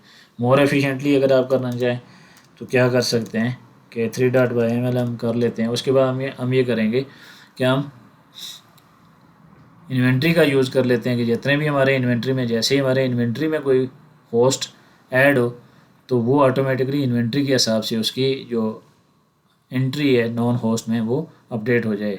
तो वो कैसे कर सकते हैं, उसमें आप लुकअप फाइल की जगह पे आप क्या कर लें, SSH की स्कैन हम कमांड खुद इस की में दे देते हैं। इसने की स्कैन खुद भी करनी है, किसके लिए, इन्वेंट्री होस्ट नेम। आपकी इन्वेंट्री में जितने भी होस्ट होंगे सब के अगेंस्ट इसने क्या करना है, की स्कैन कर लें। पहले तो हम मैनुअल की स्कैन कर रहे थे, उसको फाइल में सेव कर रहे थे, वो फाइल बता रहे थे कि इस फाइल से आपने होस्ट कीज़ को कॉपी करना है इस डेस्टिनेशन पे। अब की बार हम क्या कर रहे हैं, हम लुकअप में उसको प्रोवाइड कर रहे हैं क्या चीज़, कमांड, कि इस कमांड से आप RSA जो की है उसको स्कैन भी करो। करना किसके लिए, उन होस्ट के लिए जो इस इन्वेंट्री होस्ट नेम में आपके इस वेरिएबल के अंदर जो भी होस्ट आपने डिफाइन कर रखे हैं। इन्वेंट्री अंडरस्कोर होस्ट नेम एक वेरिएबल है जिसमें इन्वेंट्री के अंदर जितने भी होस्ट होते हैं वो सारी की सारी वैल्यूज इसमें सेव होती हैं। अगर इसको मैं K3 को रन करूँ, फर्स्ट आई मेक श्योर कि मैंने सेव की, ओके सेव है। इसको अगर मैं एग्जीक्यूट करूँ तो मेरे पास रिजल्ट क्या आने चाहिए, वो जितने भी होस्ट होंगे 192 194 जो भी मेरे पास होस्ट है सब पे वो क्या करेगा, उसको वो करेगा। ये देखें अब वो कीज़ को खुद स्कैन कर रहा है और स्कैन करने के बाद ऑटोमेटिकली दूसरे होस्ट पे वो क्या करेगा, कॉपी करेगा। वेब सर्वर्स में चूँकि एक ही था, अगर मैं यहाँ पे प्लेबुक को वेब सर्वर्स की बजाय क्या करूँ, ऑल कर दूँ,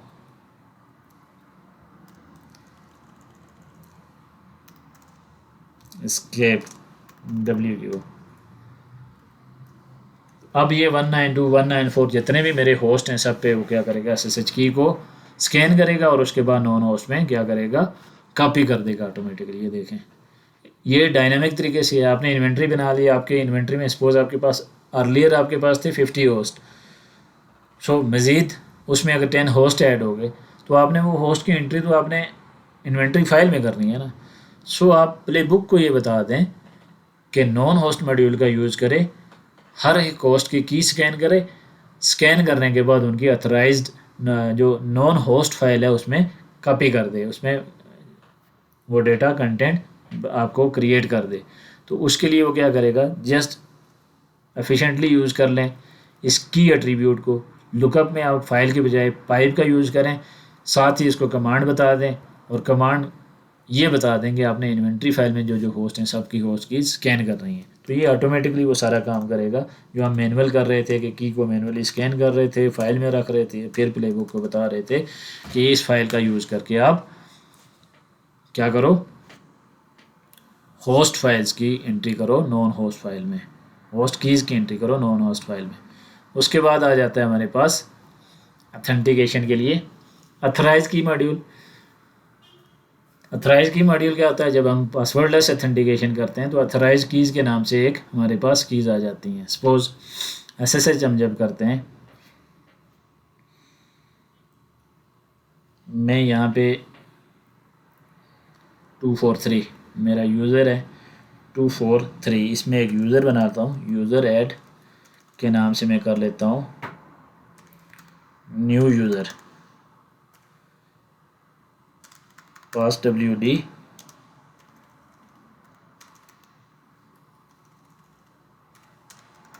न्यू यूज़र, कुछ इस पर पासवर्ड रख लेता हूँ। ये मेरी कौन सी मशीन है, 19243 है।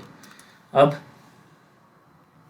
मैं अगर यहाँ से SSH करता हूँ, SSH न्यू यूज़र @192.168.244.243, तो ये पासवर्ड पूछेगा। अब ये देखें इसने प्रॉम्प्ट नहीं किया हुआ। प्रॉम्प्ट क्यों नहीं किया? ऑथेंटिसिटी के लिए कि ऑलरेडी हम इस मशीन को 243 को SSH कर चुके हैं इस 190 वाली मशीन से। तो इस सर्वर से हमने इसको एक्सेस किया हुआ है, तो इसकी नॉन होस्ट में ऑलरेडी एंट्री हो चुकी है। अब ये आपको ऑथेंटिसिटी के लिए प्रॉम्प्ट नहीं करेगा यस एंड नो। अब ऑथेंटिकेशन मेथड आ जाता है, आपने पासवर्ड बेस्ड ऑथेंटिकेशन करनी है या आपने पासवर्ड लेस ऑथेंटिकेशन करनी है। तो फर्स्ट हम पासवर्ड बेस्ड ऑथेंटिकेशन कर रहे हैं। मैंने इसका पासवर्ड प्रोवाइड किया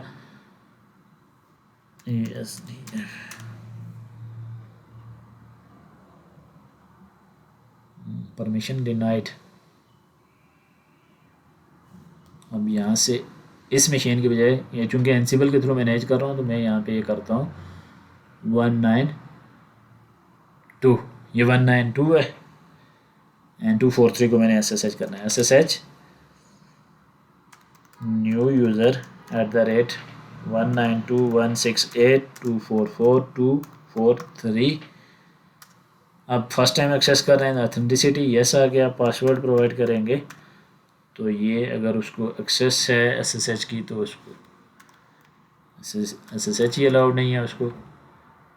हम यहाँ पे अगर कोई यूज़र क्रिएट करें, CD user add new user pass WD new user DF user create हो गया। अगर मैं यहाँ से Ctrl+C करूँ एंड 243 की बजाय 192 करूँ, तो मेरे पास इधर SSH, तो ये SSH मेरे पास हो गया। उस नोड पे उस यूज़र को SSH अलाउ नहीं था, यानी यहाँ पे मैंने पासवर्ड प्रोवाइड किया और मेरा SSH हो गया। ये ऑथेंटिकेशन मेथड एक आ गया कि आपने नॉन होस्ट फाइल में एंट्री थी, उसने प्रॉम्प्ट नहीं किया, आफ्टर दैट आपने उसके क्रेडेंशियल प्रोवाइड किया, आपने मशीन को एक्सेस कर लिया। अब मैं अगर यहाँ पे CD करूँ, यहाँ पे ls-al करूँ, तो मेरे पास .sh के नाम से कोई भी फाइल यहाँ पे मौजूद नहीं है। अब अगर मैं चाहता हूँ कि मैं इस यूज़र को, जो न्यू यूज़र है मेरे इस 192 नोड पे, इस नोड को मैं SSH करूँ, लेकिन मेरी ऑथेंटिक एक्सेस जो SSH हो वो पासवर्ड लेस हो, एक्सेस मेरी पासवर्ड लेस हो, तो उस केस में क्या कर सकता हूँ, पब्लिक एंड प्राइवेट कीज़ का यूज़ होता है। उसमें हम ये कर लेते हैं mkdir, एक फ़ाइल बना लेते हैं कीज़ के नाम से, ऑलरेडी एग्जिस्ट कीज़ की बजाय हम कर लेते हैं कीज़ के नाम से, इसमें करते हैं हम CD कीज़। मैं ये चाहता हूँ कि मेरी इस मशीन पे मैं पासवर्ड लेस ऑथेंटिकेशन करूँ। ls किया तो मेरे पास कुछ कीज़ हैं, मैं की फिर से जनरेट कर लेता हूँ।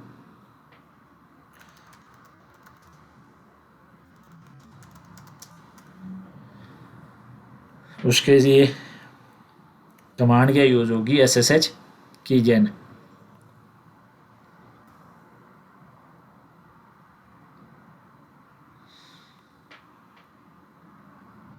SSH keygen hyphen T type आ गई, RSA hyphen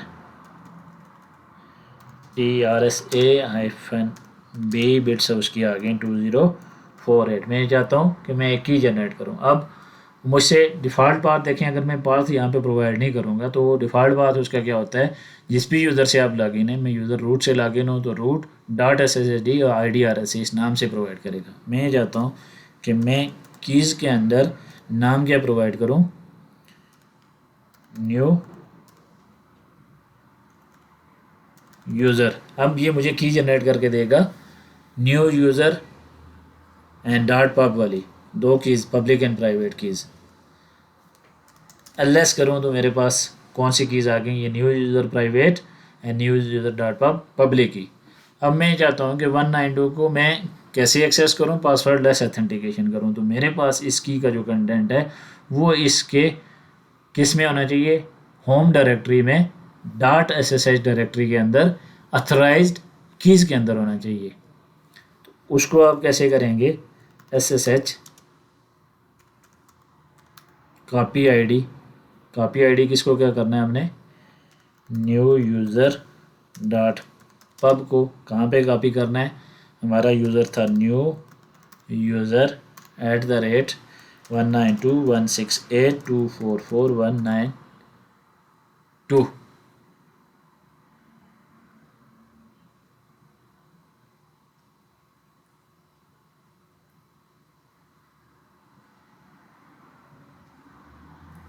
SSH copy ID command में आ रहा है, इसको हम करेक्ट करते हैं।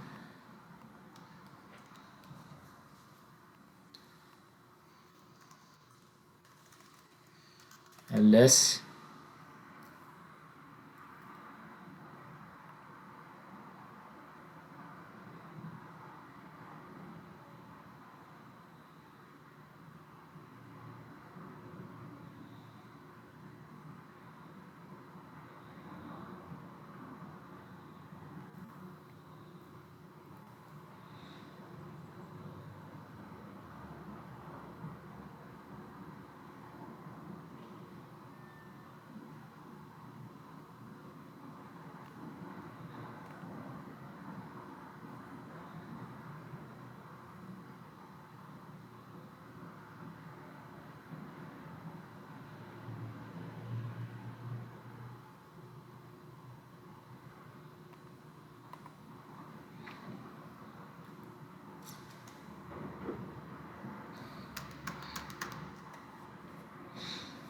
तो ये मेरी जो आईडी थी वो हो चुकी है कॉपी। अगर हम कैट करें किसको, न्यू यूज़र डॉट पब को, तो अनचेकर लोकल, यहाँ पे अगर मैं आऊँ cd home new user dot SSH ls, तो ये अथोराइज कीज़ देखें ऑटोमेटिकली कॉपी हो गई। कैट करें अथोराइज कीज़ को, तो ये मेरे पास एक की ऑलरेडी आ चुकी है। तो इसके थ्रू हमारी क्या होगी, पासवर्डलेस ऑथेंटिकेशन होगी। अब अगर मैंने पासवर्डलेस ऑथेंटिकेशन करनी है तो उस केस में मैं क्या करूँगा, SSH-i मेरी कौन सी जो की है, कौन सी है, न्यू यूज़र का नेम @192.168.244। अगर ये आईडी करेक्ट हुई तो ये पासवर्डलेस ऑथेंटिकेशन करेगा। अभी हमारी आईडी करेक्ट नहीं है, उस केस में क्या कर रहे हैं, SSH पासवर्डलेस नहीं हो रहा, इसको करते हैं rm-rf स्टैटिक ऑल। अब यहाँ पे मैं जनरेट करता हूँ की जन, यहाँ पे मैं प्रोवाइड करूँगा कीज़ के नाम से लेटेस्ट ls pwd, ये मेरी डायरेक्टरी है। यहाँ से मैंने अगर इसको SSH करना है तो फिर मैं इसको कॉपी कैसे करूँगा वो चीज़ हम देखते हैं।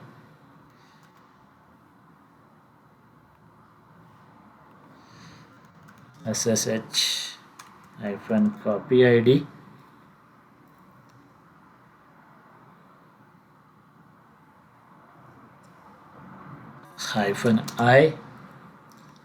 -i से मैं आईडी को प्रोवाइड करूँगा, -i कौन सी है, new user dot pub, latest dot pub किसको कॉपी करनी है, न्यू यूज़र @192.168.244.192। इस यूज़र की होम डायरेक्टरी में कॉपी करनी है, तो वो डायरेक्टरी कॉपी हो गई है, आईडी कॉपी हो गई है। अब अगर इस यूज़र को मैं एक्सेस करना चाहूँ पासवर्डलेस ऑथेंटिकेशन के लिए, SSH कॉपी आईडी -i उस SSH प्राइवेट की को मेंशन करेंगे जो हमारे इस क्लाइंट एंड पे है, एंड देन हमारी ऑथेंटिकेशन है usr bin copy ID all keys were skip because they already exist on the remote. हाँ SSH करना है ना, कॉपी आईडी तो नहीं करना। तो SSH करने के लिए SSH-i उस इन्वेंट आईडी को प्रोवाइड करेंगे, प्राइवेट की को प्रोवाइड करेंगे एंड देन SSH करेंगे। तो अभी हमारी ऑथेंटिकेशन क्या हो गई है, पासवर्ड लेस हो चुकी है। सो आप या पासवर्ड प्रोवाइड करें SSH के लिए, या फिर आप क्या करें SSH कीज़ का यूज़ करें। SSH कीज़ का यूज़ कैसे किया जाता है कि आपके पास कीज़ होनी चाहिए। कीज़ आपके पास दो तरह की होती हैं, एक होती है आपके पास प्राइवेट, सेकंड होती है आपके पास पब्लिक। पब्लिक की आप सर्वर एंड पे प्रोवाइड कर देते हैं, प्राइवेट की क्लाइंट एंड पे होती है, जहाँ से आपने SSH को इनिशिएट करना होता है, SSH करना होता है।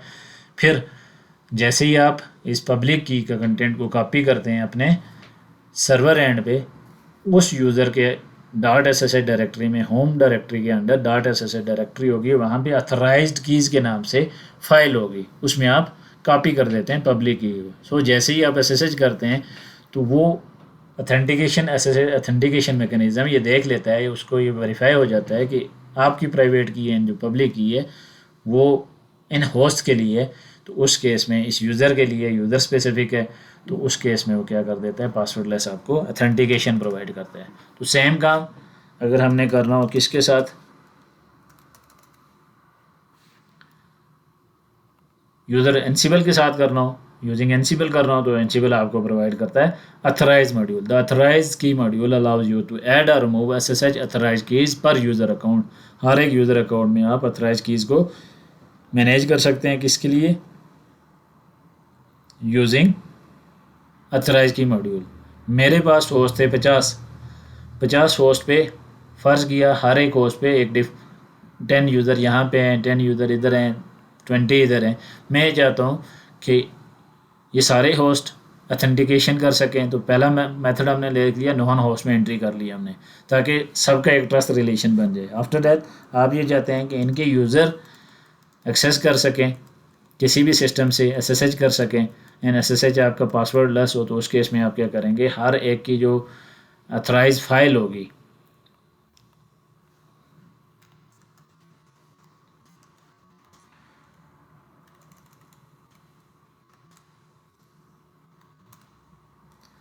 अथराइज जो फाइल होगी हमारे पास, कैसे, ये एक यूज़र है, अभी हमने देखा लेस, तो अथराइज कीज़ के नाम से एक फ़ाइल होती है, उसमें ये देखें सेम वो जो आपके पब्लिक की होती है ना, वो कॉपी हो जाती है, वो कंटेंट आ जाता है इसके अंदर वेरिफिकेशन के लिए।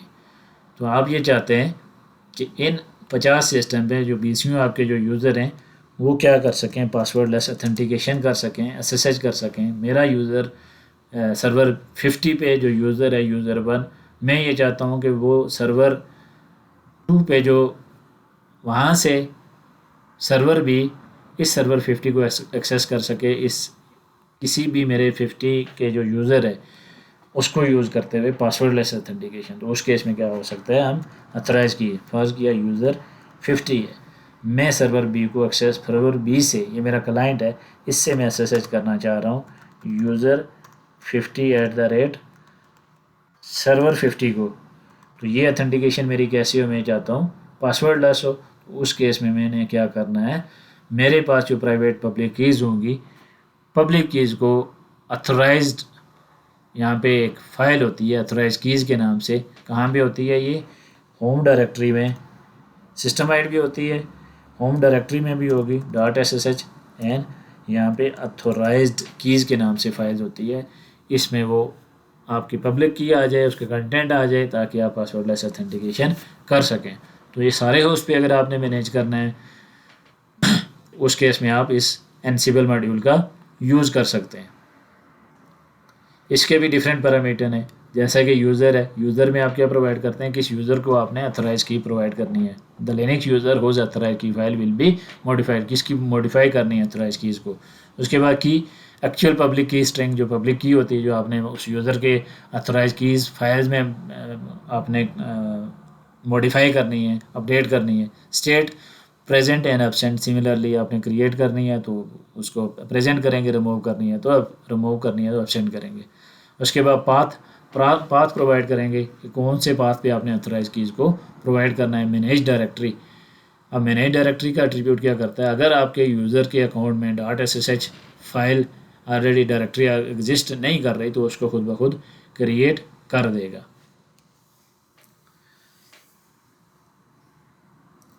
इसकी एग्जांपल हम देख लेते हैं। सबसे पहले मैं ये काम करता हूँ 1243 की बजाय 194 पे एक यूज़र ऐड बना लेता हूँ, पाथ यूज़र, बल्कि इसी 194 पे बनाते हैं, वहाँ पे SSH अलाउ नहीं है दूसरे यूज़र को, तो वो फिर से सेटिंग करनी पड़ेगी। CD यूज़र ऐड आथ यूज़र पास आथ यूज़र DF इसका पासवर्ड रख लिया, तो ये हो गया। CD होम आथ यूज़र,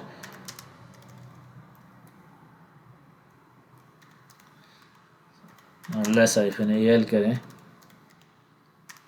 तो यहाँ पे मेरे पास .SSH फाइल नहीं है। तो मैं क्या करूँगा, मैं यहाँ पे प्लेबुक एक बना लेता हूँ जिसने ऑथेंटिकेशन जो फाइल है उसको क्या करना है, पब्लिक की को कॉपी करना है। कहाँ से,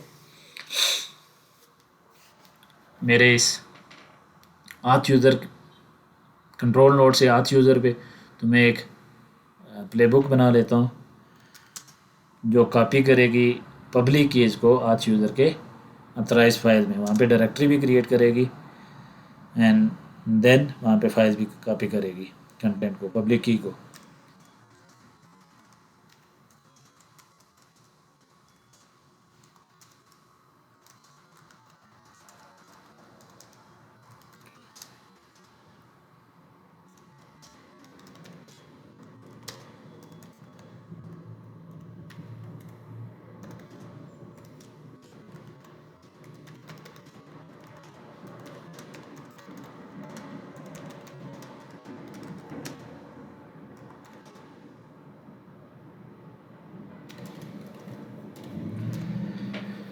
तो हम एक प्लेबुक बना लेते हैं, चलते हैं हम टर्मिनल पे।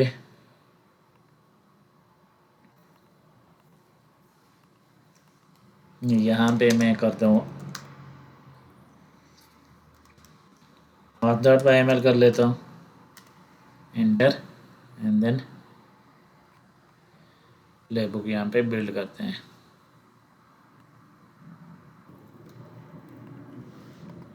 सो प्लेबुक कुछ हमारी ऐसे होगी, name of the play, host, privileges, gather facts and then task. Task में क्या करेंगे, हम ऑथराइज मॉड्यूल का यूज़ करेंगे। कौन से यूज़र की हमने जो ऑथराइज फाइल है उसको चेंज करना है, वो नाम मेंशन कर दिया। स्टेट आ गया हमारे पास प्रेजेंट। अब वेब सर्वर पे होस्ट उसको कैसे पता चलेगा, ये वेब सर्वर बता दिए, इस पे आथ यूज़र को चेक करेगा। स्टेट प्रेजेंट, मैंने ही डायरेक्टरी यस इसलिए यूज़ किया कि अगर .SSH फाइल नहीं है तो उसको क्रिएट कर ले and then lookup file use करेंगे। लुकअप फाइल में हम कीज़ फाइल में हमने लेटेस्ट डॉट पब के नाम से वो जो कीज़ हैं प्राइवेट एंड पब्लिक को जनरेट कर रखी हैं, जैसा कि CD कीज़ LS, तो लेटेस्ट डॉट पब के नाम से वो फाइल मेरे पास एग्जिस्ट कर रही है। CD करता हूँ back and Ansible playbook hyphen syntax hyphen check अगर करूँ तो इसका सिंटैक्स ओके होना चाहिए। पहले तो सिंटैक्स का ही सिंटैक्स ओके करें and after that name of the playbook auth.yml था। Okay good. नाउ हम इस प्लेबुक को क्या करते हैं, रन करते हैं। Hopefully it will be executed successfully.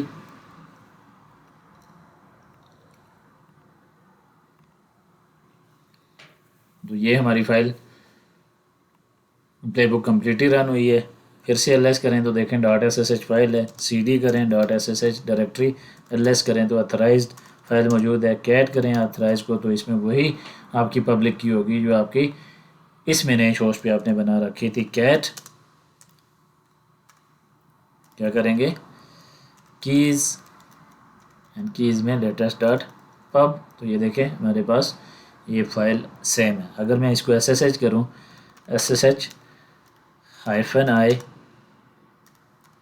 Keys latest, user कौन सा है, आथ यूज़र @192.168.244.192, तो ये मैं पासवर्ड लेस ऑथेंटिकेशन कर चुका हूँ। तो ऐसे आप मल्टीपल यूज़र्स मल्टीपल होस्ट पे मल्टीपल यूज़र के अकाउंट में अथराइज फाइल्स को मैनेज कर सकते हैं यूजिंग ऑथराइज की मॉड्यूल्स इन एनसिबल। इसी तरह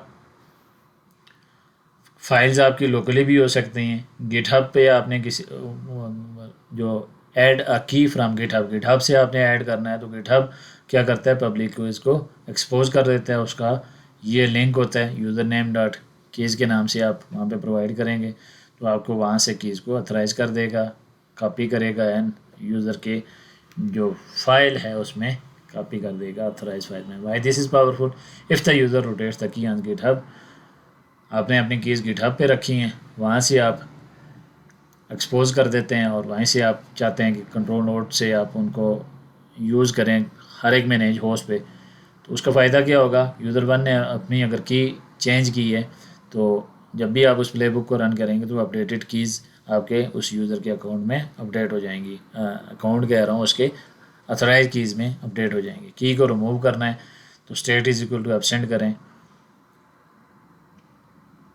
तो उसको रिमूव कर देगा। अथराइज की यूज़र कौन सा है, स्टेट क्या है, एब्सेंट है, की उसकी कहाँ पे पड़ी है, lookup file and old underscore dot pub, तो वहाँ से वो रिमूव कर देगा। उसके बाद मल्टीपल कीज़ भी आप प्रोवाइड कर सकते हैं। आप लूप में वैल्यू दे दें तो मल्टीपल कीज़ उसके अथराइज होस्ट में चली जाएगी। लैब एग्जांपल हमारी अभी हम देख चुके हैं ऑलरेडी, तो ये लैब आप परफॉर्म भी कर सकते हैं। यूज़र वन मैनेज होस्ट पे बना लें, to SSH into user manage host two, user two manage host two पे बना लें, to SSH into manage host one. तो इसके लिए आप क्या बना लेंगे, हर एक यूज़र के लिए एक ही बना लें, की जनरेट करें on manage host for her एक मैनेज होस्ट पे आप वो की जनरेट करें। की जनरेट करने के बाद आप क्या करेंगे, उसको कॉपी करेंगे लोकली अपने कंट्रोल नोड से, एंड कंट्रोल नोड से आप क्या करें, अपडेट कर दें। इसकी एग्जांपल ऐसे है, अगर मैं चाहता हूँ मेरे पास यहाँ पे यूज़र वन है,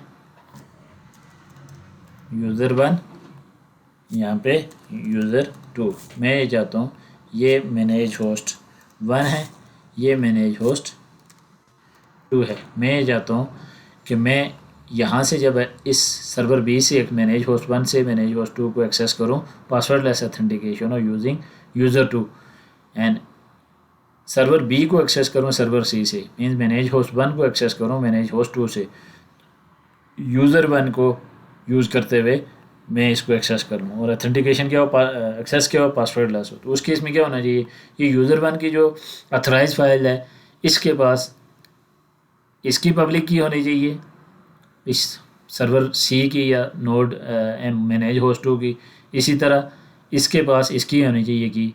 तो हम क्या कर सकते हैं, यहाँ पे जनरेट कर लें आप SSH कीज़, इस पे भी एक की जनरेट कर लें, वो कीज़ आप SCP का यूज़ करते हुए इस मैनेज होस्ट टू की कॉपी कर लें मैनेज होस्ट वन पे,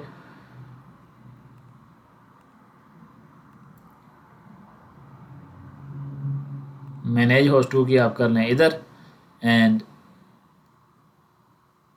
मैनेज होस्ट वन की टू पे कर लें और टू की वन पे कर लें, और उसके बाद फाइल में किसी फाइल में सेव कर लें।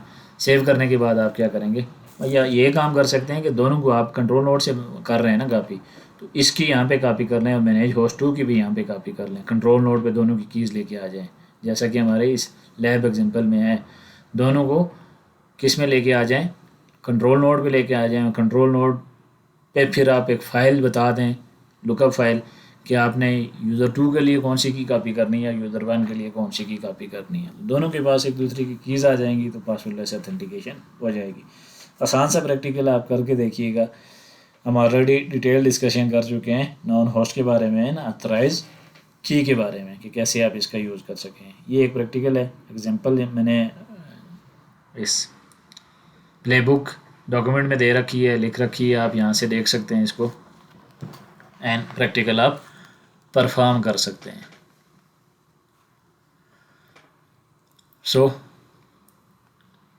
SSH काम कैसे करता है, क्लाइंट यूजेस प्राइवेट की, server must have matching public की इन अथराइज की, ये कीज़ होंगी तो SSH पासवर्ड लेस ऑथेंटिकेशन कर लेता है, अदरवाइज़ आपको पासवर्ड प्रोवाइड करना पड़ता है। तो ये था आज का सेशन। होपफुली चीज़ें समझ आई होंगी। वीडियो के एंड तक लाजमी देखें, चैनल को सब्सक्राइब करें, लाइक फॉलो एंड शेयर करें। डॉक्यूमेंट लिंक इस सारे सेशन का जो रिलेटेड डॉक्यूमेंट है वो मैं गिटहब पे अपलोड कर दूंगा। साथ ही उसका जो लिंक है वो वीडियो के डिस्क्रिप्शन में प्रोवाइड कर दूंगा, आप उसको रेफ़र कर सकें। Thank you so much for watching the video.